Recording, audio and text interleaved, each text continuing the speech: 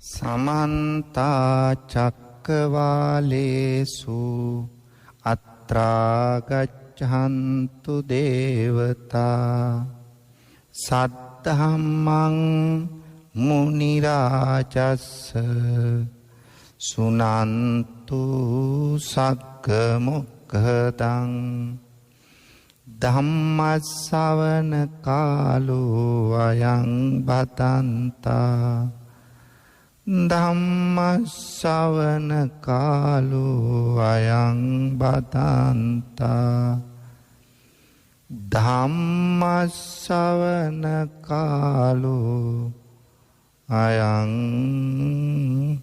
බදන්තා නමෝ තස්ස භගවතු අරහතු සම්මා සම්බුද්දස්ස නමෝ තස්ස භගවතු අරහතු සම්මා සම්බුද්දස්ස නමෝ තස්ස භගවතු අරහතු සම්මා සම්බුද්දස්ස. ගරුතර මහා සංඝරත්නයන් අවසරයි ශ්‍රද්ධාවන්ත පින්වතුනි, මේ ඔබ සූදානම් වන්නේ ලෞතර තථාගත බුදුරජාණන් වහන්සේ විසින් ලෝක සත්‍යය විශේෂයි පතල මහා කරුණාවෙන් දේශනා කොට වදාළ සද්ධර්මයෙන් බිඳක් ශ්‍රවණය කරන්න. පින්වතුනි, ලක්කන ගුවන් විදුලියේ සිත නිවන පුදුබණ තුළින් ඔබේ සිත සනසාලන්නට නිවාලන්නට ඔබට තියෙන ගැටලු විසඳා ගන්නට ධර්මඥානය වර්ධනය කරගන්නට මෙය කදිම අවස්ථාවක් බව අපි මුලින්ම සිහිපත් කළ යුතුයි. පින්වතුනි, බණපදයක් අහනකොට තමයි අපි තුල ධර්මඥානය වර්ධනය වෙන්නේ. අපට ඇසූ බණපද නැවත නැවත අහනවා නම් පින්වතුනි, එය අපේ ධර්මඥානය ස්ථාපිත වෙන්න, දහම් දැනුම ස්ථාපිත වෙන්න විශේෂයෙන් බලපානවා, හේතු වෙනවා. පින්වතුනි, අපි පුහුදුන් අය නිතරම අපට සිද්ධ වෙනවා පින්වතුනි අටලෝ දහමට මුහුණ දෙන්න. ලාභ අලාභ යස ආයස නින්දා ප්‍රශංසා සැප දුක් වලට මුහුණ දෙනවා. ඒ නිසා මේවාට මුහුණ දෙනකොට අපේ හිත හැම වෙලාවෙම එකම විදියට පවතින්නේ නැහැ. සිත වරින් වර උස් පහත් වෙනවා, විසිරෙනවා, වික්ෂිප්ත වෙනවා. වර එක මානසික වැද වැටෙනවා, වර එක උද්දාමයටපත් වෙනවා, ආඩම්බර වෙනවා. සමහර වෙලාවට මානසිකව කලකිරීම, අසහනකාරී ස්වභාවයන් ඇති වෙනවා. මේ විදියට චංචල වන වෙනස් වන සිතට සහනය සංසිඳීම ඇති කරගන්න පුළුවන් වෙන්නේ පින්වතුනි බණපදයකින්. පින්වතුනි, බුදු ගුණ, දහම් ගුණ, සංඝ ගුණ, කර්මයේ පුනර්භවයේ පටිච්ච සමුප්පාදය, පෙර භවයේ මතු භවයේ පිළිබඳව අපට සැකතැන් තියෙනවා නම් ඒ සැකතැන් දුරු කරගෙන ඒවා निराකරණය කරගන්න අවස්ථාව ලැබෙන්නේ බුදු බණ පදයකින්. පින්වතුනි, කෙනෙක් මිත්‍යා දෘෂ්ටියේ ඉන්නවනම් අන්නේ මිත්‍යා දෘෂ්ටියෙන් අත් මිදලා සම්‍යක් දෘෂ්ටියට පැමිණෙන්න බණ පදයක් අහන්න ඕන. පින්වතුනි, අපේ ජීවිතවල කාගේත් අඩුපාඩුකම් දුර්වලකම් තියෙනවා. ඒ දුර්වල අඩුපාඩුකම් පරිමහගෙන සකස් කරගෙන මෙලොව වශයෙන් ජීවිතේ සාර්ථක කරගන්න, පරලොව ජීවිතයේ පින්වතුනි අපිට පරලොව සුගතිගාමි ප්‍රතිසන්දියක් ලබන්න අපට හැකියාව ලැබෙන්නේ බුදු බණ පදයක පිහිටෙන්.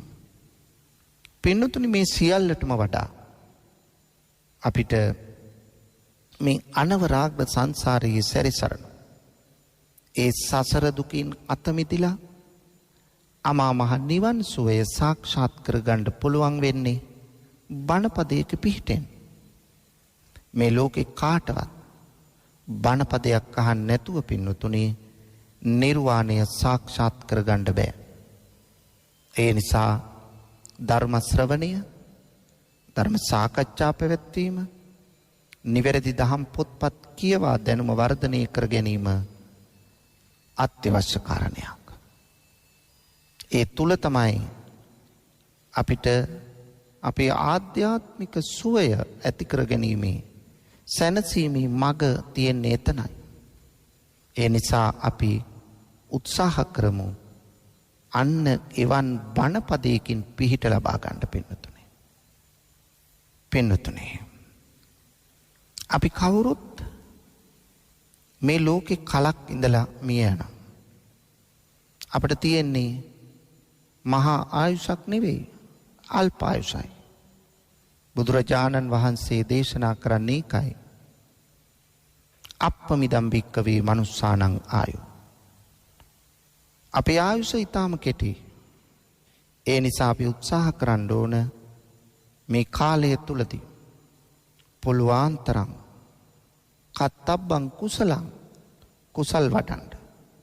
චරිතබ්බං බ්‍රහ්මචර්යං පුළුවන් තරම් බ්‍රහ්මචර්යාවේ උතුම් හැසිරීමක නිරත වන්න. නත්ති ජාත සමරණං නොමැරී සදාකල් ජීවත් වන කෙනෙක් මෙලොව නැහැ. පින්වතුනි අපි උපදින කොටම අපේ ආයුෂ ප්‍රමාණය තීරණය කරලායි තියෙන්නේ. අපි දන්නවා මේ පොළවෙන් හැදෙන හතු జాතියක් තියෙනවා පොළවේ. ඒ හත්ත හැදෙනකොටම ඒ හත්ත මතු පිට තියෙන කුඩා පස් ටිකක්. ඒ පස් ටිකත් අරගෙනමයි මේ හත්ත පිපෙන්නේ. අපේ ජීවිතෙත් එහෙමයි පින්වතුනි. ඒ වගේ තමයි අපි උපදිනකොටම අපේ ආයුෂත් හිස මත තියාගෙනමයි උපදින්නේ.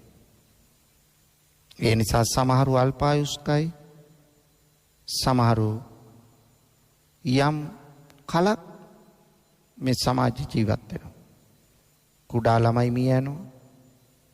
ඒ වගේම තරුණ අය මිය යනවා, වැඩිහිටියෝ. වයෝ වෘද්ධ වෙලා ජරම් පිපත්වා මරණං. ජරාවටපත් වෙලා හරි මැරෙනවා. මේක තමයි ස්වභාවය පින්නතුනි අපේ. උපන් මිනිසයාට මරණය ස්ථිරයි, නොමැරී ජීවත් වෙන්න කාටවත් බෑ. එහෙනම් අපේ ආයුෂ තීරණය වෙලා තියෙන්නේ අපේ කර්ම ශක්තියත් එක්ක. අපි කර්මය අනුව තමයි අපේ උපත සිද්ධ වෙන්නේ, අපේ මිය යාම සිද්ධ වෙන්නේ. පින්වතුනි බුද්ධ දේශනාවේම සඳහන් වෙනවා මෙලොව මනුෂ්‍යත්වයේ ලබන්නේ පෙර පින් නිසා. මෙලොව ශන සම්පත්තියක් ලබන්නේ පෙර පින් නිසා. ඒ උනාට නැවත මිය යනකොට නැවත මනුෂ්‍යත්වයක් ලබා උපදින්නේ කීයෙන් කී දෙනාද? බහුතරයක් යන්නේ සතර අපායේ බව බුදුරජාණන් වහන්සේගේ විවරණයයි. ඒ නිසා තමයි පින්වතුනි මේ අමනුෂ්‍යයන්ගෙන් මිනිස්සුන්ට මෙච්චර කරදර. අපේ සමාජේ පවුල් 10ක් ගත්තොත් 8කටම තියෙන්නේ මේ අමනුෂ්‍ය කරදර. ඇයි ඒ? මැරෙන්නේ මසුරුකමින්, මැරෙන්නේ ලෝභයෙන්, මැරෙන්නේ අධික තණ්හාවෙන්. ඊළඟ උපත කොතනද සිද්ධ වෙන්නේ? പ്രേත ලෝකේ. වන්තාසික කුප්පිපාසික නිච්ඡාම තන්නික පරදත්තෝපජීවී. එතකොට ඒ අය මැරිලා ඒ പ്രേත ලෝකෙට වෙලා දුක් විඳ විඳ ඉන්නේ නැහැ. ඒ අය මොකද කරන්නේ? പ്രേත ලෝකෙ දිගින් දිගටම දුක විඳිනවා තමයි. හැබැයි പ്രേත ලෝකෙට වෙලා ඉන්නේ. ඒ പ്രേත කොටස් නැවතත් මිනිස්සු සොයාගෙන ගෙදර එනවා. අන්නේ ගෙදර ආවට පස්සේ තමයි කෙනෙක් කියන්නේ මැරිච්ච එක්කෙනා ගිහිල්ලා නැහැ. මැරිච්ච එක්කෙනා තාම ගෙදර ආවට ඉන්නවා. ඒ නිසා මියගිය ආත්මය තමයි මේ ගෙදර ආවට සැරිසරන්නේ කියලා මිනිස්සු හිතනවා පින්නතුනේ. නමුත් වෙලා තියෙන්නේ ඒක නෙවෙයි. අර මැරිලා പ്രേතාත්මික උප්පත්තිය ලැබුව, භූතාත්මික උප්පත්තිය ලැබුව කෙනා නැවත තමන් ආසා කරන, තමන් මසුරුකම් කළ, තමන් අධික තණ්හාවෙන් හිටි තැනට ඒ බඩු මුට්ටු හොයාගෙන, ඒ මිල මුදල් හොයාගෙන, ඒ රන් රිදී මුතුමැණික් හොයාගෙන, ඒ ගේ දොර හොයාගෙන, ඉඩකඩම් හොයාගෙන නැවතත් එනවා පින්වතුනි. මෙන්න මේකයි ස්වභාවය. ඒ නිසා මේ මියගිය ආත්ම, මියගිය පුද්ගලයන්ගේ මේ പ്രേතාත්ම කොයි තරම්නම් මිනිස්සුන්ට බලපෑම් කරනවාද? ඒ പ്രേතාත්ම ඇවිල්ලා අර දුර්වල මිනිස්සුන්ගේ ඇඟට වැහෙනවා. ඒ අයට රාත්‍රී කාලයේදී ඔන්න කරදර කරනවා. සමහර පින්නතුන් අපිට ඇවිල්ලා කියනවා, අනේ ස්වාමීන් වහන්සේ හරිම කරදරයක්. රැයට නිදා ගන්න දෙන්නේ. මේ ඇඳ ළඟ ඇවිල්ලා මේ ඇඳ ළඟට වෙලා ඉන්නවා. මට පේනවා. සමහරු කියනවා මට මානසික අසනීපයක් කියලා. ස්වාමීන් වහන්සේ මට එහෙම අසනීපයක් නෑ. මම මානසික වෛද්‍යවරයෙක් ළඟට ගියා. මේගොල්ලෝ මේ කියන නිසා. නමුත් ඒ වෛද්‍යවරයා කියන්නේ ඔබට අසනීපයක් නෑ. වෛද්‍යවරයාත් මට කියනවා මේක බෙහෙත් දීලා සුව කරන්න බෑ. මේකට ආගමානුකූල පිළිවෙතක් කරන්න කියලා. ඒ නිසා පින්නතුනි, සමහර භූතාත්ම പ്രേතාත්ම ඇවිල්ලා තමන්ගේ ඇඳ ළඟ රාත්‍රී කාලයට විතරක් නෙවෙයි දවල්ුත් ගේ ඇතුලේ විවිධ සද්දපත්, ගේ ඇතුලේ එහා මෙහා සක්මන් කරන ස්වභාවයන්, එක එක දුර්ගන්ධයන් නිකුත් කිරීම, සුවඳ වර්ග නිකුත් කිරීම සිද්ධ කරමින් පුද්ගලයන්ට ආසාවෙන් මැරුණහම ඒ පුද්ගලයෝ පසුපස ඉන්නවා. ඒක මහත්මියක් කතා කළා මට කියනවා, අනේ ස්වාමීන් වහන්සේ බලන්න වෙච්ච දේ. මගේ තාත්තා අපි දරුවෝ 4 දෙනයි. අපි පුතාලා දෙන්නයි දුවලා දෙන්නයි. ඒ 3 දෙනාම අම්මා කලින් මිය ගියා. තාත්තට සැලකුවේ නැහැ. මම මගේ ගෙදර ගෙනත් තියාගෙන තාත්තට සැලකුවේ. තාත්තට කරන්න ඕන හැම සැලකිල්ලක්ම මම කළා. නමුත් ස්වාමීන් වහන්සේ පුතෙක් කරන්න ඕන වැඩ ටික පවා දුවෙක් හැටියට මම කළා. තාත්තා නෑවුවා. තාත්තාගේ රැවුල කැපුවේ, කොණ්ඩේ කැපුවේ මම. කැවුව පෙව්වේ මම. සේවකයෙක් දැම්මේ නෑ. ඒ තරම් තාත්තට මං සැලකුවා. තාත්තා සිහියෙන් හිටියේ. අවසානයේ මිය ගියා. අනේ ස්වාමීන් වහන්සේ දින 7 දානි දුන්නා. මට මගේ මහත්තයට කියන්න ලැජ්ජයි. අනිත් අයට කියන්න බෑ. බලන්න ස්වාමීන් වහන්සේ දැන් මේ තාත්තා මගේ ළඟට එනවා. ගෙදර ඇවිල්ලා ඉන්නවා. මගේ පසුපස එනවා. මට රාත්‍රී කාලේ නිදා ගන්නක් නෑ. නිින්දක් නෑ. දුවේ දුවේ කියා කතා කරනවා. දුවේ අර දේ ගේන්න, තේක ගේන්න, මගේ ඇඳුම ගේන්න, මාව නාවන්න, මට කෑම ටික දෙන්න. මම නිදා ගන්න ඇහැ පියවනකොටම මගේ ඇඟට තට්ටු කළා මට කියනවා, පුතේ මගේ තේ ටික දෙන්න මට කියලා. ස්වාමීන් වහන්සේ දැන් මේකට මොකද කරන්නේ? මෙන්න මෙවන් දේවල් බොහෝ පවුල් වලට තියෙනවා. සමහර වෙලාවට ආච්චි, සීයා, ස්වාමියා, බිරිඳ මේ වගේ අය, අම්මා තාත්තා මේ වගේ අය ඇවිල්ලා කරදර කරනවා. දැන් ඒ කරදර කොහොමද පියවගන්නේ, පිරිමසා ගන්නේ, නැති කරගන්නේ? මං කොහොමද කියන්නේ තාත්තා ගහලා එලවන්න කියලා? බලන්න පින්නතුනි, මේක තමයි මනුෂ්‍ය ස්වභාවයේ හැටි. අර මැරෙනකොට දුවට ආසාවෙන් මලේ තාත්තා. ඔව් പ്രേත ලෝකේ ඉපදිලා නැවතත් ගෙදර ඇවිල්ලා. දැන උගත් බුද්ධිමත් කාන්තාවක්. බලන්න පින්නතුනි වෙච්ච දේ. ඒ පාර මම ඒ පිළිවෙතක් කිව්ව කරන්න ඕන. ඒ නිසා පින්නතුනි තව නිවසක මට ඇවිල්ලා කියනවා, ස්වාමීන් වහන්සේ අපි ගෙදර ඉන්නේ මමයි පුතයි ලේලි මුණපුරයි. මම මගේ කාමරේ නෙති. අල්ලපු කාමරේ මගේ පුතයි ලේලි මුණපුරයි නෙති. දවසක් රාත්‍රී මගේ අම්මා ඇවිල්ලා, දරුවන්ගේ ආච්චි මගේ අම්මා ඇවිල්ලා මට දැන් මේ හීනයක් මම දකින්නේ කියලා ඒ අම්මා කියනවා. මම හීනෙන් දකිනවා අම්මා ඇවිල්ලා මේ මට කතා කරනවා. මම හීනෙන් ඇහැරුණා. ඇහැරිලා බලනකොට මට හොඳටම දාඩිය දාලා මම බය වෙලා. මං ඇහැරිලා පොඩි වෙලාවක් ඉන්නකොට ස්වාමීන් වහන්සේ හීනයක් නෙවෙයි, මේක ඇත්තටම සිද්ධ වෙච්ච දෙයක්. මේ අම්මා ඇවිල්ලා මගේ ඉදිරිපිට එක බිත්ති මුල්ලකින් මට පේනවා, දුවේ කෝ ඔයාලා කර පින්කම් වලින් මට පින් නෑනේ. මම නැගිට්ටා. නැගිටලා බිත්තිය ළඟට යන්න ගියා මේ ලයිට් එකේ ස්විච් එක ඔන් කරන්න. හැබැයි මට එතෙන්ට ය아가න්න බෑ. මම එහෙමම බිම ඇද වැටුණා. මං අවුරුදු 70ක් වන අම්ම කෙනෙක් හාමුදුරුවනේ. මේ මම වැටෙන සද්දෙට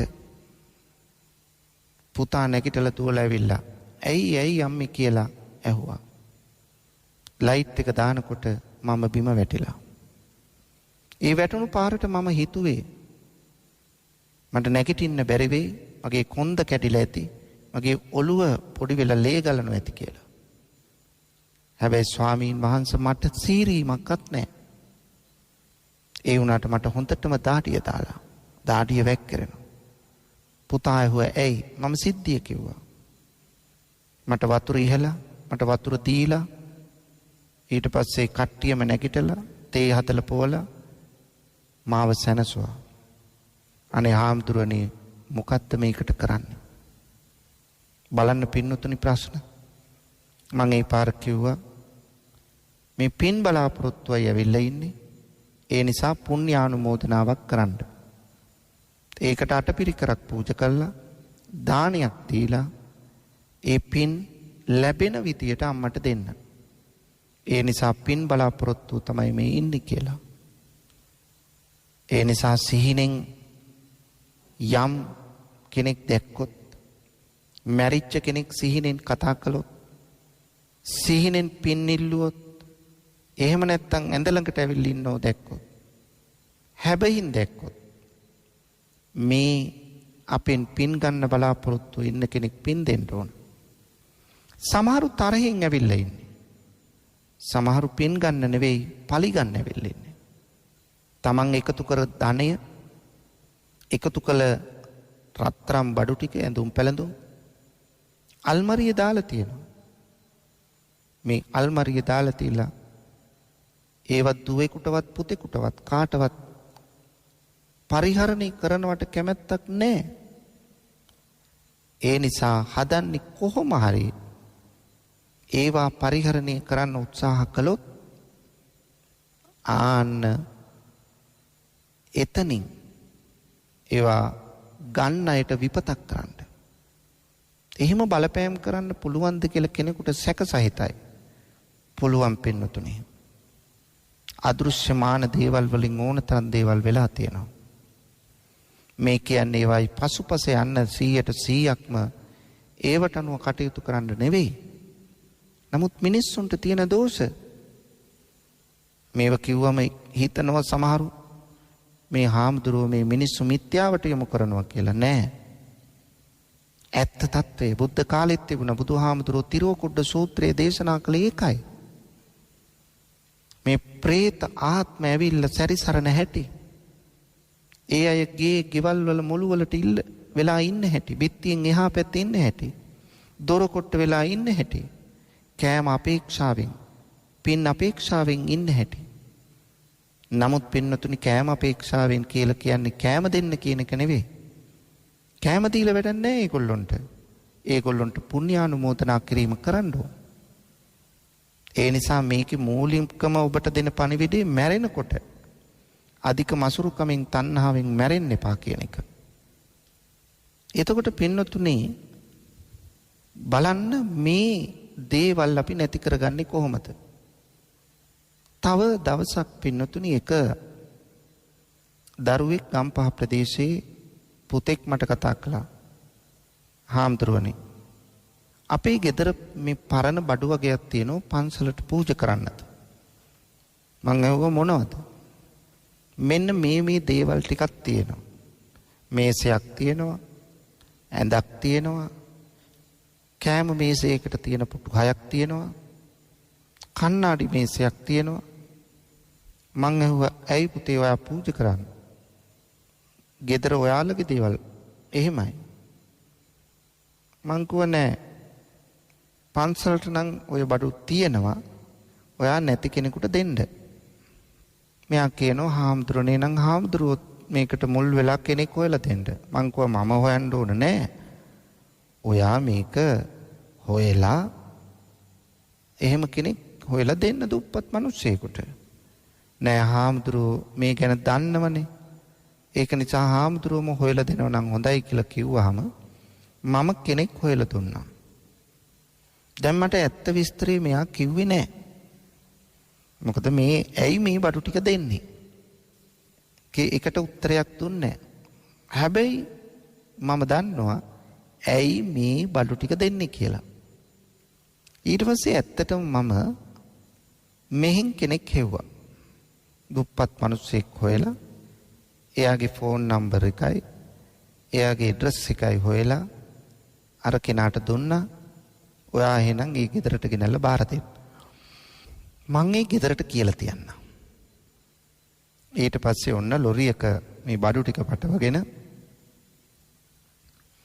අර ගෙදරට ගෙනත් දුන්නා. ගෙනත් දීලා මටත් දුරකථනයේ කෝල් එකක් දීලා කතා කළා. යා ගියා මං කෝ හොඳයි බොහොම පිං. ඒ මිනිස්සුත් පින් දෙයි ඔයාලට කියලා. දැන් ඔන්න සිද්ධිය අවසන්. මේක කරලා දින 2ක් ගියාට පස්සේ මම කෝල් එකක් දුන්නා අර ගම්පහ තරුණයාට. මං ඇහුවා දැන් ඔයා මට කියන්නකෝ දැන් බඩු ටික දීලා ඉවරයිනේ. ඇත්තටම මේ බඩු ටික දුන්නේ ඔයා පින් සලකාගෙනද? ඇයි ස්වාමීන් වහන්සේ එහෙම අහන්නේ කියලා ඇහුවා. මං කිව්වා නෑ මට දැනගන්න ඕනනේ. මම මුල් වුණානේ මේකට. ඇත්තටම ඔයා මේ බඩු ටික දුන්නේ පින් සලකාද? එහෙම නැත්නම් ගෙදර තියෙන පරණ බඩු ටික අස් කරගන්නද? එහෙම නැත්නම් වෙන හේතුවක්ද? නෑ ස්වාමීන් වහන්සේට මේක හංගන්න ඕනේ නෑනේ. මම කිව්වා ඔයාට කොහොමත් මේක හංගන්න බෑ. මම ඔය බඩු ටික දෙනකොටම කතා කරනකොටම දන්නවා හේතුව. ඒකයි මම මේ අහන්නේ. එහෙමයි ස්වාමීන් වහන්සේ මං කියන්නම් කියලා ඔන්න විස්තරේ කිව්වා. පින්නතුනි මේ බඩු වල අයිතිකාරය දැන් නැහැ ඒ ගෙදර. මේ දරුවා කිව් විස්තරේ. ඒක යාළගේ නැන්දගේ පරම්පරාවෙන් එන බඩු වගයක්. නැන්ද පහුගිය දවසේ මිය ගිහිල්ලා. සුමාන 3-4කට කලින්. ඊට පස්සේ අර නැන්දා හිටි කාමරේ මේගොල්ලෝ හොදලා පිරිසිදු කළා. ඒ නැන්දගේ බඩු ටික තමයි ඒ. ඔය ඇඳ, පුටු 6, කණ්ණාඩි මේසෙ, තවත් පොඩි දේවල් වගේක් තිබුණා. මේසයක් තිබුණා. ඊට පස්සේ මං ඇහුවා ඉතින් මොකද උනේ? නැන්දා මිය ගිහිල්ලා සුමාන 3-4ක් යනකොට ඒ නැන්ද හිටි ටිකක් ලොකු කාමරයක්. ඒ පැත්තෙන් එනවලු ඒ ළඟින් යනකොට දැඩි දුර්ගන්ධයක්. මේගොල්ලොන්ට වැඩේ තේරිලා නැහැ. මේගොල්ලෝ මොකද කළේ? මේගොල්ලෝ අර කාමරේ බඩු ටික එළියෙන් තියලා නැවත වරක් කාමරේ පිරිසිදු කළා. සුවඳ දේවල් ටිකක් ඉහලා ආයිත් බඩු ටික එකෙන් තියලා තියෙනවා. නමුත් පින්නතුනි මේ කාමරේ තියෙන දුර්ගන්ධය නැති උනේ නැහැ. මේගොල්ලන්ට මේක තේරුණා. තේරිලා දන්න වැඩිහිටියෝ කීප දෙනෙකුනේ අහලා. ඊට පස්සේ මොකද කළේ? බඩු ටික ගෙනහිල්ලා ගරාජ් එකට දැම්ම. ගරාජ් එකේ වාහනේ එළියෙන් දාලා ගරාජ් එකට බඩු ටික දාලා ගරාජ් එක වැහුවා. දැන් බැලුවා ඇවිල්ලා කාමරේට දුර්ගන්ධය තියෙනවද කියලා. දැන් කාමරේ කිසිම දුර්ගන්ධයක් නැහැ. ගරාජ් එකට ගිහිල්ලා බලලා තියෙනවා එතන දුර්ගන්ධයක් තියෙනවා. දැන් ඒ අර තිබිච්ච දුර්ගන්ධය එතන තියෙනවලු. මං කිව්වා ඒකයි ඔයාලට මේ කරුණාව පහළ වෙලා තියෙන ඔය බඩු ටික දෙන්න පින්සලකානේ. අනේ ආන්දරනේ එහෙම කියන්න එපා කිව්වා. මං කිව්වා ඉතින් එහෙම කියන්නේ නැතුව මොකද්ද මං කියන්නේ? ඊට පස්සේ මේගොල්ලෝ මොකද කරේ? අර බඩු ටික ඉස්සෙල්ල පන්සලට දීලා තමන් ඇඟ බේර ගන්න හැදුවා. මං කිව්වා එපා කියලා. ඊට පස්සේ අර මිනිස්සුන්ට දුන්නා. මම්ම හොයලා දීපු ඒ මිනිස්සුන්ට. ඒ මිනිස්සු මේ කිසිම දෙයක් දන්නේ නැහැ. දැන් මං අරගොල්ලෝ දීලා ගිහිල්ලා දවස් දෙකකින් විතරනේ කතා කළේ. සුමානියක් විතර යනකොට අර බඩු ටික ලැබිච්ච ගෙදරින් මට කතා කළා. කතා කළා මට කිව්වා ආම්තරණේ අපි දෙන්නයි අපේ දරුවෝ 3 දෙනා ඉන්නේ පොඩි. ඒ වුණාට ආම්තරණේ අපි පිරිසිදුවට ඉන්න අය. අර බඩු ටික ගෙනාපු දවසේ ඉඳලම මේ ගෙදර දැඩි දුර්ගන්ධයක් තියෙනවනේ ආම්තරණේ. මං කෝ බලන්න ඉතින් අවට වටා පිටාවේ අපිරිසිදුකම් ඇති. මට දැන් මේගොල්ලොන්ට මේක කියන්න විදියක් නැහැ.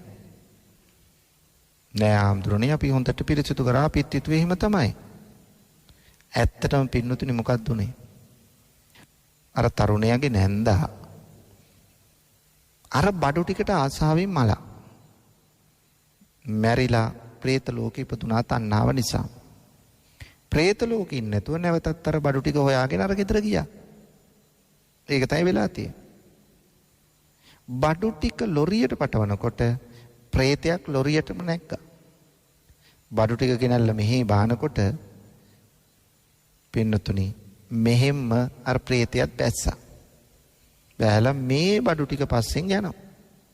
ඔන්න ඕක තමයි ඇත්ත తත්ත්වය. ඊට පස්සේ මම කිව්වා ඔයාලා මෙන්න මේ විදියට තෙරුවන් වඳින්න මේ කටයුතු ටික කරන්න. එතකොට ඔය ප්‍රශ්නේ නැති වෙයි කියලා. ඒ විදියට කරනකොට ඒ ප්‍රශ්නේ නැති වුණා. පින්නතුනේ එහෙනම් ප්‍රේතයන්ගේ බලපෑම අපිට තියෙනවද නැද්ද? තියෙනවා. ගෙවල් වලට බලපෑම් කරනවා. පුද්ගලයින්ට බලපෑම් කරනවා. අධික තණ්හාව නිසා ඒ පසුපස ඇවිල්ලා ගෙදර අල්මාරිය තියෙන රත්තරන් බඩු, සල්ලි, මිල මුදල්, බඩු භාණ්ඩ මේවට ඇලුම් කරනවා. ඇලුම් කරමින් කාලය ගත කරනවා. මේක තමයි ස්වභාවය. මෙන්න මෙවන් പ്രേත දෝෂ ඔබේ නිවසෙත් තියෙනවා. තියෙනවා නම් ඔබ ඒ പ്രേත දෝෂය ඒ പ്രേතයන්ව එලවා ගැනීමට, ඒ කරදර නැති කර ගැනීමට කල යුත්තේ කුමක්ද? අන්න ඒ වටහා ගන්න. പ്രേත බලපෑම් වැඩියෙන් තියෙන්නේ පින්නතුනි ඔබේ නිවසේ වාස්තු දෝෂ තියෙනවා නම් ඒ പ്രേත දෝෂ දෙගුණ තෙගුණ වෙනවා. ඇයි? තවත් දෝෂ තියෙනවනේ.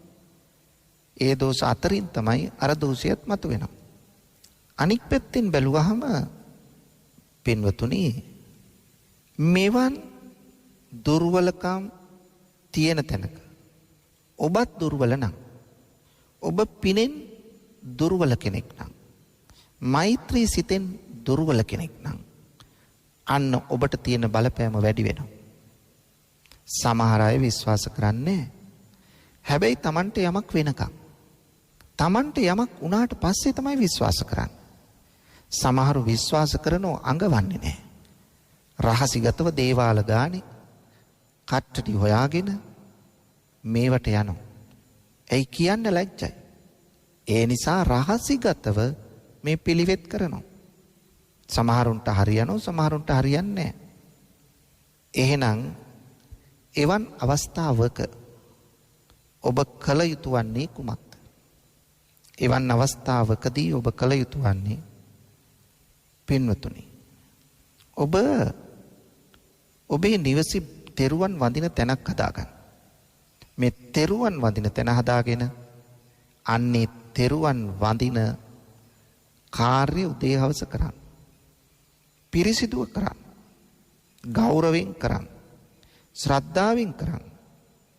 සැලකිල්ලෙන් කරන්න. ආවට ගියාට කරන්න එපා. ඒ වගේම මෙවන් දෝෂ පවතිනවනම් ඔබේ බුදු කුටියේ නැත්තම් බුදුරජාණන් වහන්සේ වැඳුම් පිදුම් කරන තැන පෑන් කලයක් තියාගෙන වන්දනමාන කරලා ඉවර වෙලා තුන් නූල් කරපු නූලක් අරගෙන ඒ පෑන් කලයට සම්බන්ධ කරලා ඔබ තුන් සූත්‍රය කියන්න. තුන් සූත්‍රය කියලා සෙත් පිරිත් තියෙන ඒවත් කියන්න. කියලා හැමදාම ඔය පෑන් කලේ අරගෙන ඒ පෑන් ගෙදර ඉහෙන්න. ගෙදර වටා පිටාවෙත් ඉහෙන්න. සුවඳ කුඩු එකක් අරගෙන ඒ සුවඳ කුඩු එකත් පිරිත් කරන්න. තුන් සූත්‍රය කියලා ඒ වගේම සෙත් පිරිත් සජ්ජායනා කරලා එක සැරයක් කියලා මදි. මොකද ඔබ තාම මේ පිරිතට හුරු වෙලා නැහැ. ඒ නිසා 100,000 වතාවක් කියන්න. කියලා මේ සුවඳ කුඩු එක උදේ හවස අල්ලන්න. අන්න මෙහෙම කරනකොට ඔය ප්‍රේතයට පිච්චෙනෝ වගේ දැනෙන්න පටන් ගන්නවා. ඒ නිසා ගෙදර ආසාව තිබුණත් ඉන්න බෑ. ගෙයින් එළියට යනවා. එළියේ ඉන්න ප්‍රේතයෝ තාප්පෙ ළඟට යනවා. තාප්පෙ ළඟ ඉන්න ප්‍රේතයෝ තාප්පෙන් එහා පැත්තට යනවා. එච්චර දුර ගියාම ඇතිනේ.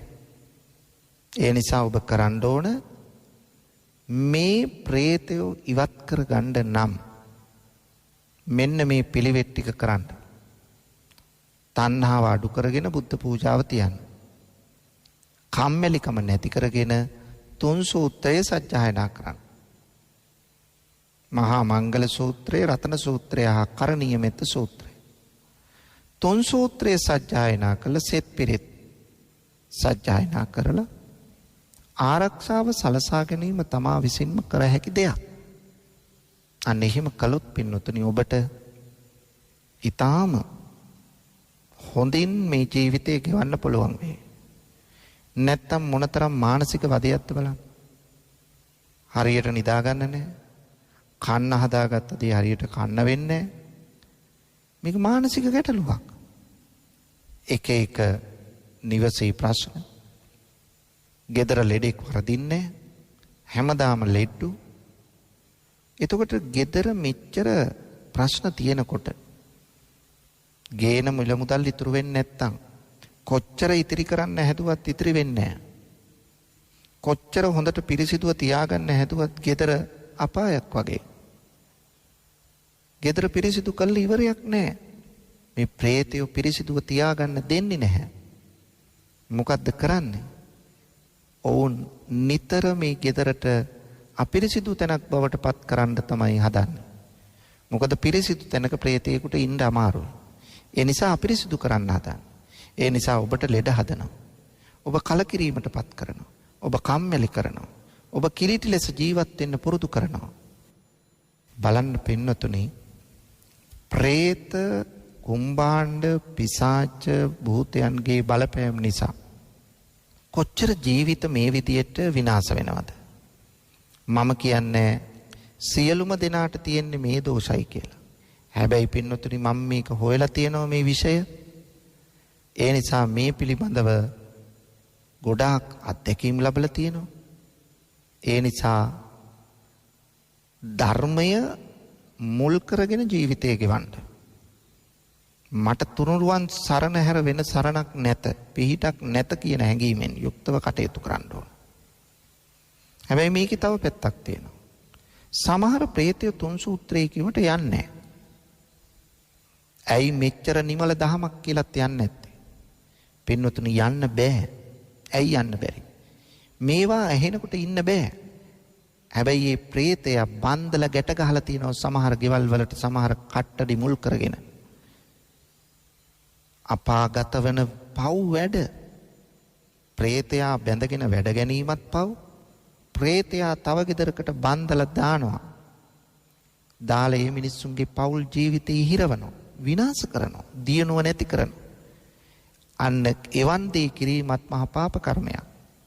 ඒ නිසා මේ කොඩිවින කිරීම, මේ අනවින පැන්නිලි කිරීම, මෙවැනි දේ කරන්න එපා. අපි කවුරුත් මැරෙන මිනිස්සු. සමහරුන්ගේ වැඩේම ගෙවල් වලට කොඩිවින කරන එකයි. ඒ මිනිස්සයා කෑවත් බිව්වත් ඇන්දත් පැලන්දත් ගෙදරට කවුරුවක් ආවත් කැමති නැහැ. බලන්නේ කොහොම හරි ඒ ගෙදර විනාශ කරන්න. සමගිය සාමය නැති කරලා පුද්ගලයන්ගේ දියුණුව විනාශ කරන්න. දැන් කෙනෙකුට හිතෙන්න පුළුවන් මිනිස්සයා මෙච්චර උසස් මනසක් තියෙනවා. මිනිස්සයට වඩා ශක්තිමත් ඔය පෙරේතයෝ. ඇයි පින්නතුනි පෙරේතයෝ වෙන්නේ මිනිස්සයෝනේ. එහෙනම් මිනිස්සයෝ පෙරේතයෝ වුණාට පස්සේ මිනිසුන්ට වඩා බලවත් අය ඉන්න බැරිද? පුළුවන්. අන්න ඒක තේරුම් ගන්න. දැන් මිනිස්සු අතරේ ඉන්නවා ඉගෙන ගත්ත අය නොගත් අය. බලවත් අය දුබල අය. പ്രേත ලෝකෙත් එහෙමයි. මිනිස්සුමයි පෙරේතයෝ වෙන්නේ. ඒ පෙරේතයෝ අතරේ දුබල ප්‍රේතයෝ. කිසි දෙයක් කරගන්න බැරි ප්‍රේතයොත් ඉන්නවා. බලවත් ප්‍රේතයෝ ඉන්නවා. පුද්ගලයෙකුට බලපෑම් කරන්න පුළුවන් වෙන්නේ. ඇයි? මිනිස්සු තමයි මේ ප්‍රේතයෝ වෙන්නේ. ඒ නිසා ඔබ තේරුම් ගන්න ඕන මෙන්න මේ తত্ত্বය හරි හැටි. තේරුම් ගත්තොත් මා කියන්නේ මේවට යට වෙලා මුළු ජීවිතේම പ്രേත ලෝකේ ඉඳගෙන ගත කරන්න නෙවෙයි. හැම වෙලාවෙම പ്രേතයොත් එක්ක තමයි අපේ ජීවිතේ යන්නේ කියලා හිතන්න නෙවෙයි. ඔබ නිවැරදි වෙන්න. ඔබ හිතන්න. ඔබේ ජීවිතය ශක්තිමත් කරගන්න. සීලවන්ත වෙන්න. ධර්මයට මුල් තැන දෙන්න. ගෙදර භාවනා කරන්න. බුද්ධ පූජාව තියන්න. දැන් සමහර අය කියනවා හාමුදුරනේ අපට ගෙදර තුන් සූත්‍රය කියන්න බෑ. බුදු පහන පත්තු කරනකොට කවුරු හරි ඔළුව බර කරනවා. ඇඟ ඇතුලේ කවුරු හරි ඉන්නවා වගේ. අපේ ජීවිතයට බලපෑම් කරනවා. මට කිසි දෙයක් කරන්න දෙන්නේ නැහැ. එක නිවසක මහත්මියක් කියනවා මං හැමදාම පූජාව තියෙන කෙනෙක්. තුන් සූත්‍රය කියන කෙනෙක්. පන්සිල් රකින්න කෙනෙක්. කාටවත් කරදරයක් නොකරන කෙනෙක්. මගේ දරුවෝ දෙන්නෙක් ඉන්නවා. දෙන්නම පිට රටවල් වල. අපි මෙහි ඉඳන් තමයි මමයි මහත්මයයි තමයි මගේ නිවස ඉන්නේ. අපි දෙන්න මේ විදියට කටයුතු කරනවා. මම මහත්මයට මගේ ස්වාමියට මම මේ පිළිබඳව කිව්වා. ඔව් කිව්වා ඔය මනස්ගතත් ඇරලා දාන්න. ඔය ඔයාගේ හිතේ තියෙන දෙයක්. ඔහොම දේවල් නෑ. ඔව් දැනුගත් පුරුෂයෙක්. දැන් ඇයට කියන්න කෙනෙක් නෑ. ස්වාමියා මේක කියනකොටම බනිනවා. පස්සේ ඔහොම ටික කාලයක් යද්දී කිව්වා ඔයාගේ මනස ලෙඩක්. මේ ස්වාමියා කියනවා. ඊට පස්සේ ස්වාමියාත් එක්ක හරි අපි යම්කෝ මනස පරීක්ෂා කරන්න කියලා මේ කාන්තාව මේ මහත්මිය මානසික වෛද්‍යවරයෙක් ළඟට ගියා. ගිහිල්ලා පරීක්ෂා කළා. ඒ මහත්මියගේ ඕනකමට නෙවෙයි, ඒ මහත්මියගේ ඕනකමටම ගියා. මේ ස්වාමියාට මේක කිව්වට පිළිගන්නේ නැති නිසා ගිහිල්ලා ඒ වෛද්‍යවරයාත් එක්ක කතා කළා. කතා කළා පින්නතුනේ අවසානයේ ඒ මහත්මියත් එක්ක වෙනම කතා කළා, මහත්මයාත් එක්ක වෙනම කතා කළා. දෙන්න එකට තියලා කතා කරලා තියෙනවා. පස්සේ මහත්මයාට කියලා තියෙනවා මේ ඔබේ බිරිඳට කිසිම මානසික අසනීපයක් නැහැ. ඇය කියන එක පිළිගන්න. ඒ නිසා මේක ආගමානුකූලව යමක් කරන්න මේකට.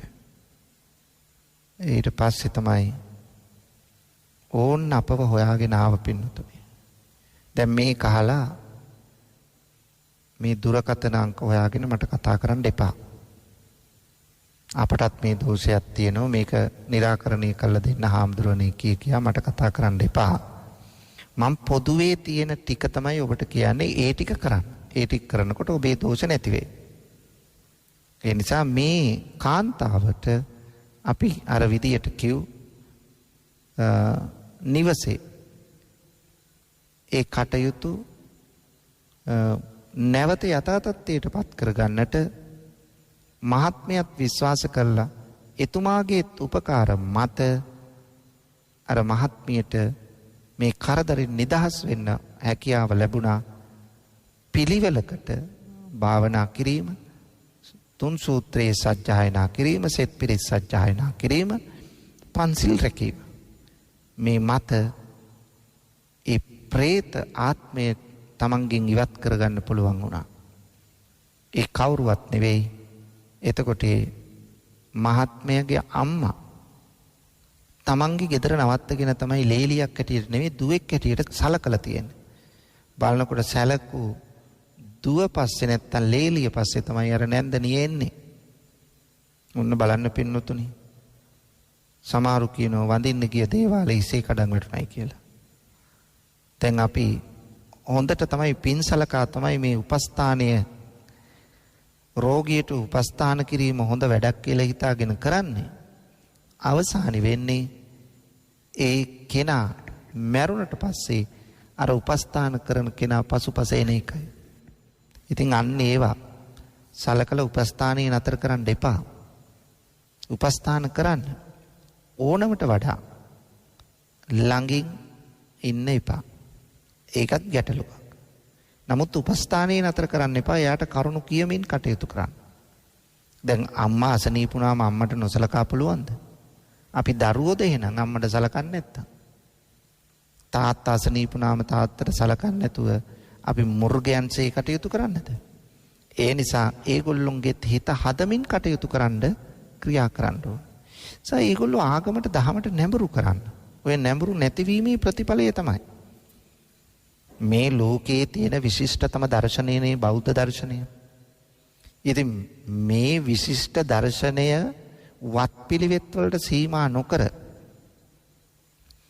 ඔබ කටයුතු කරනවා නම් වත්පිළිවෙත් වලින් එහා ගිය මේ දර්ශනීය ජීවිතය තුළ ක්‍රියාත්මක කරන්න අන්න එවන් දර්ශනයකට ලං වෙලා ක්‍රියා කරනවා නම් ඔබට පුළුවන් වෙයි පින්වතුනි වඩාත් හොඳ ජීවිතයක් ගත කරන්න.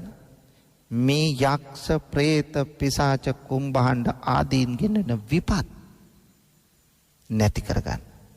මා ඉස්සෙල්ල කිව්වා සමහර ගෙවල් වල මේ ප්‍රේතයෝ බන්දලා දැම්මහම ඒ ගෙවල් වලින් අයින් කරන්න හරි අමාරුයි. යන්න ඕන. ඉන්න බෑ. පිරිත් කියනකොට Tamanට රිදෙනවා. හැබැයි යන්න විදියක් නැහැ. එවැනි ගෙවලුත් තියෙනවා. ඉතින් ඒවට කට්ටඩි මහත්තුරුන්ගේ පිහිට අදෘශ්‍යමාන ප්‍රාර්ථනා කරන්න වෙනවා. හැබැයි හොරුන්ට අහු වෙන්නේ නැතුව, බොරුකාරයන්ට අහු වෙන්නේ නැතුව, මේ සල්ලි ගරා ගන්න අයට අහු වෙන්නේ නැතුව හොඳට හොයලා බලලා එහෙම කෙනෙක් හොයාගෙන ඒ පිළිවෙත කරන්න. ඒකයි. හැබැයි මේ ගැන මගෙන් අහන්න එපා හාමුදුරනේ නම් කෙනෙක් කියන්න කියලා. මං ඒව කරන්නේ නැහැ. මං ඒවට සම්බන්ධ වෙන්නේ නැහැ. ඔබ ඒක මම මේ ඔබව දැනුවත් කරන එක. ඔබ මිත්‍යාවෙන් බේරලා මේ වගේ දේවල් තියෙනවයි කියන එක ඔබට පැහැදිලි කරලා දීලා ඔබට දැනුවත් කිරීමේ කාර්යය තමයි මම මේ කරන්නේ. අන්නේ කටයුත්ත ඔබ හොඳින් මේ ලෝකයේ තියෙන විෂමතාව තේරුම් ගන්න. ඉතින් ඒ නිසා බෞද්ධ දර්ශනයට ලං වෙන්න. දර්ශනය ඔබේ ජීවිතයට ඈදා ගන්න, බද්ධ කරගන්න, ක්‍රියාත්මක කරන්න. එතකොට තමයි මේවන් අදෘශ්‍යමාන බලවේග වලින් අපේ ජීවිතය රැකෙන්නේ. එතකොට තමයි අපට පුළුවන් වෙන්නේ හොඳ සතුටු සහගත මනුෂ්‍ය ජීවිතයක් ගත කරන්න පින්නතුනි. එහෙම නැත්තම් අපට වෙන්නේ කිසිම සතුටක් නැතුව ජීවිතේ විඳවලා මැරිලා යන්නයි. එහෙම නැතුව අවබෝධයෙන් යුක්තව ඔබ කටයුතු කළොත් ඔබේ ජීවිතය මෙලොවෙන් යහපත් ලෙස ගත කරන්නත් මරණින් මතු සුගතියක් අත්පත් කරගන්නත් ඔබට පින්වතුනි හැකියාව ලැබේවි. අන්න එවන් ජීවිතයක් ගත කරන්නට ඔබට ශක්තිය, වාසනාව, අවබෝධය ලැබේවායි මා ප්‍රාර්ථනා කරනවා. පින්වතුනි මේ සිත නිවන බුදුබණ ධර්මදේශනාව ශ්‍රවණය කළ ලක්වැසි ලෝවැති ඔබ සියලු දෙනාටම නිවැරදි අවබෝධය ලැබේවා. නිදුක් නිරෝගී සුවපත් බව දීර්ඝායුෂ වේවා. ඒ වගේම ලක්කන ගුවන් විදුලියේ ගයාන් දුෂ්‍යන්ත මහතා ඇතුළු සමස්ත කාර්ය මණ්ඩලයටත් නිදුක් නිරෝගී බව සුවපත් බව සැලසේවා. සියලු දෙනාටම මෙලොව යහපත වේවා, පරලොව සුගතිය වේවා. අවසන උතුම් අමා මහ නිවනම සාක්ෂාත් වේවායි අපි ප්‍රාර්ථනා කරමු. ආකාසට්ටා ච බුම්මට්ටා දේවානාගා මහිත්‍තිකා පුඤ්ඤන්තං අනුමෝදිත්වා චිරං රක්ඛන්තු ශාසනං. ආකාසට්ටා ච බුම්මට්ටා දේවානාගා මහිත්‍තිකා පුඤ්ඤන්තං අනුමෝදිත්වා චිරං රක්ඛන්තු දේශනං. ආකාසට්ටා ච බුම්මට්ටා දේවානාගා මහිත්‍තිකා පුඤ්ඤන්තං අනුමෝදිත්වා චිරං රක්ඛන්තු මං පරන්ති. අද දවසේ ලක්ඛණ්ඩ සිත නිවන බුදුබණ සුමధుර ධර්මානුශාසනාව සඳහා අපි ඊ타මත්ම ගෞරවයෙන් ආරයුම් කොට මේ ධර්ම මණ්ඩපයේ වෙත වැඩම කරවා ගන්නට යෙදුනේ දෙහිවල පැනසර සදහම් සෙනසුනේහි ප්‍රධාන අනුශාසක ශ්‍රී ජයවර්ධනපුර විශ්වවිද්‍යාලයේ හිටපු කතිකාචාර්ය දර්ශනපති පූජ්‍යපාද මාලිම්බඩ පඤ්ඤාසාර ස්වාමින් වහන්සේ. අපේ හාමුදුරුවනේ ඔබ වහන්සේ සිදු කරන ආගමික ශාසනික ධර්ම ප්‍රචාරක කටයුතු තව තවත් සිදු කරන්නට ත්‍රිවිධ රත්නයේ ආශිර්වාදයම ලැබේවායි අපි සාදු සිත පෙරදැරිව ප්‍රාර්ථනා කරමු. අවසරයි අපේ හාමුදුරුවනේ. සදහැවතුනි, ඔබ එලෙසින් ශ්‍රවණය කළ ඒ උතුම් ධර්මානුශාසනාව සඳහා අද දවසේ දායකත්වය ගෙන කටයුතු කරන්නට යෙදුනේ එල්.ඩී. සුගතන් සිඤ්ඤෝ මහතාගේ බිරිඳ එම්.ඒ. තිලකාවතී මහත්මිය, දිනේෂ් ලියනගේ සහ ප්‍රභාත් ලියනගේ ඇතුළු පවුලේ සියලු දෙනා විසින් ඔවුන්ගේ අරමුණ වූයේ එළමලවල පදිංචිව සිට මීට වසර 6කට පෙර පරලෝක ප්‍රාප්ත වූ එල්.ඩී. සුගතන් සිඤ්ඤෝ මහතාගේ ගුණානුස්මරණ පින්කම වෙනුවෙන් පුණ්‍යානුමෝදනා කිරීමයි. එමෙන්ම එළමලවල පදිංචිව සිට මීට මාස 5කට ඉහතදී පරලෝක ප්‍රාප්ත වූ සෝමපාල ලියනගේ මහතාටත් පවුල්වල නැසී ගිය සියලුම ඥාති හිත මිත්‍රාදීන්ට පුණ්‍යානුමෝදනා කිරීමත් ඔවුන්ගේ අරමුණක් වුණා. එමෙන්ම හේෂාන් ලියනගේ, චමත් ලියනගේ සහ හිමාෂා ලියනගේ යන දූ දරුවන්ට ආශිර්වාද ප්‍රාර්ථනා කිරීමත් ඔවුන්ගේ තවත් අරමුණක්. ඔවුන්ගේ එම සියලු අරමුණු සාක්ෂාත් වේවා. ධර්ම ශ්‍රවණය කළ ඔබටත් සංසාර ගමන කෙලවර උතුම් වූ අමා මහ නිර්වාණ සුවය සාක්ෂාත් කර ගැනීම සඳහා චතුරාර්ය සත්‍ය අවබෝධය පිණිස මේ ධර්ම දානමය පින්කම, මේ ධර්ම ශ්‍රවණය හේතු වාසනා වේවායි අපි සාදු නාදයක් පවත්වා ප්‍රාර්ථනා කරමු. ඒ ප්‍රාර්ථනාවත් සමගින් සදහැවතුනි, ධර්මදේශනාව හමාර කරමින් සමුගන්නවා. 0706 366 166 දුරකථන අංකයට කතා කිරීමෙන් හෝ කෙටි පණිවිඩයක් යොමු කිරීමෙන් ඔබටත් හැකියාව තිබෙනවා ලක්ඛණ්ඩ සිත නිවන බුදුබණ සුමధుර ධර්මානුශාසනාවන්හි දායකත්වය ගෙන කටයුතු කරන්නට. එවෙනුවෙන් ඔබට පිංසිත පහළ වේවා. සියලු දෙනාටම සම්මා සම්බුදු සරණයි.